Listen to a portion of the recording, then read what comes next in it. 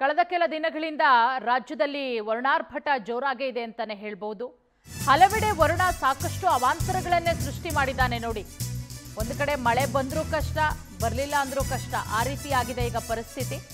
ಹುಬ್ಬಳ್ಳಿ, ಬೆಳಗಾವಿ, ಚಾಮರಾಜನಗರ, ಹಾಸನ, ಮೈಸೂರು, ರಾಯಚೂರಲ್ಲಿ ಮಳೆಗೆ ಸಾಕಷ್ಟು ಅವಾಂತರಗಳು ಸೃಷ್ಟಿಯಾಗಿರೋದು. ಮನೆಗಳಿಗೆ ನೀರು ನುಗ್ಗಿದೆ. ಮೈಸೂರಿನ ಹುಣಸೂರು ತಾಲೂಕಿನಲ್ಲಿ ರಗಳೆ ತಪ್ಪಿಲ್ಲ. ಮಳೆಯಿಂದಾಗಿ ಸಾಕಷ್ಟು ಅವಾಂತರ ಸೃಷ್ಟಿಯಾಗಿದೆ ನೋಡಿ. ಅಪಾರ ಪ್ರಮಾಣದ ಮಳೆಗೆ ಬೆಳೆ ನಾಶ ಆಗಿದೆ. ರೈತ ಕಂಗಾಲಾಗಿದ್ದಾರೆ.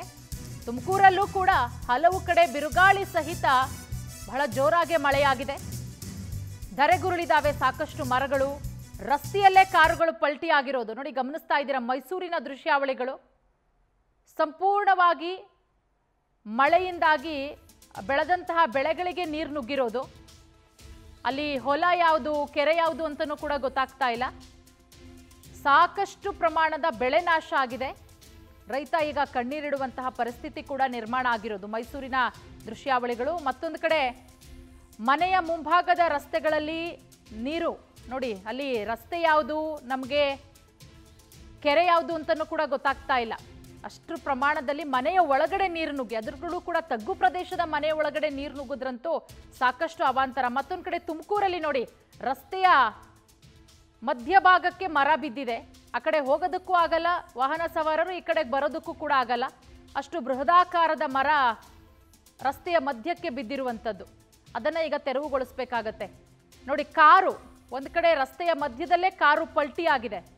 ಆ ಒಂದು ದೃಶ್ಯಾವಳಿಗಳನ್ನ ಕೂಡ ಗಮನಿಸ್ತಾ ಇದ್ದೀರಾ. ಯಾಕಂದ್ರೆ ವಾಹನ ಸವಾರರು ಇಂಥ ಟೈಮಲ್ಲಿ ಬಹಳ ಹುಷಾರಾಗಿ ಓಡಾಡಬೇಕಾಗುತ್ತೆ, ಅದರಲ್ಲೂ ಬೈಕ್ ಸವಾರರು. ಯಾಕಂದ್ರೆ ರಸ್ತೆ ಗುಂಡಿಗಳಿರುತ್ತೆ. ಎಷ್ಟೋ ಬಾರಿ ಆ ಗುಂಡಿಗೆ ಬಿದ್ದು ಪ್ರಾಣ ಕಳ್ಕೊಂಡಿರುವಂಥ ಉದಾಹರಣೆಗಳು ಕೂಡ ಇದೆ ನೋಡಿ. ಒಂದು ಕಡೆ ಮೈಸೂರಲ್ಲಿ ಬೆಳೆ ನಾಶ ಆಗಿರೋದು, ಮಳೆಯಿಂದಾಗಿ ಅಪಾರ ಪ್ರಮಾಣದ ಬೆಳೆ ನಾಶ ಆಗಿದೆ. ಮತ್ತೊಂದು ಕಡೆ ತುಮಕೂರಲ್ಲೂ ಕೂಡ ಮರಗಳು ಎಲ್ಲವೂ ಕೂಡ ರಸ್ತೆಗೆ ಬಿದ್ದಿದೆ. ಮತ್ತೊಂದು ಕಡೆ ಕಾರು ಪಲ್ಟಿ ಆಗಿರುವಂಥ ದೃಶ್ಯಾವಳಿಗಳು. ಈ ರೀತಿ ಸಾಕಷ್ಟು ಕಡೆ, ರಾಜ್ಯದ ಬೇರೆ ಬೇರೆ ಕಡೆ ಈ ರೀತಿ ಅನಾಹುತಗಳಾಗಿದೆ. ಮತ್ತೊಂದು ಕಡೆ ತಗ್ಗು ಪ್ರದೇಶದ ಮನೆಗಳಿಗೆ ನೀರು ನುಗ್ಗಿ ಮನೆಯಲ್ಲಿರುವಂಥ ವಸ್ತುಗಳೆಲ್ಲವೂ ಕೂಡ ನೀರಿಗೆ ಆಹುತಿಯಾಗಿರೋದು. ಮಳೆ ಬರಲಿ ಅಂತ ಹೇಳಿ ಜನ ಒಂದು ಕಡೆ ದೇವರ ಮೊರೆ ಹೋಗಿದ್ರು. ಮಳೆ ಬಂದರೂ ಕಷ್ಟ, ಬರಲಿಲ್ಲ ಅಂದ್ರೂ ಕಷ್ಟ ಅನ್ನುವಂತಹ ಪರಿಸ್ಥಿತಿ ಈಗ ರಾಜ್ಯದಲ್ಲಿ ನಿರ್ಮಾಣ ಆಗಿರೋದು.